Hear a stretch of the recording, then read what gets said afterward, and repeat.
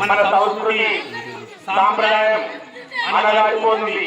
ఈ తరుణంలో ఎన్నిపల్లి గ్రామంలో మన యొక్క సంస్కృతి సాంప్రదాయాలు పద్ధతులను ఎంతో చక్కగా భాగవతం రూపంలో నాటక ప్రదర్శన చేస్తూ మిమ్మల్ని అందరినీ కూడా భక్తి పరవశం చేసినటువంటి ఈ యొక్క బృందానికి హృదయపూర్వక నమస్సుమాంజలు.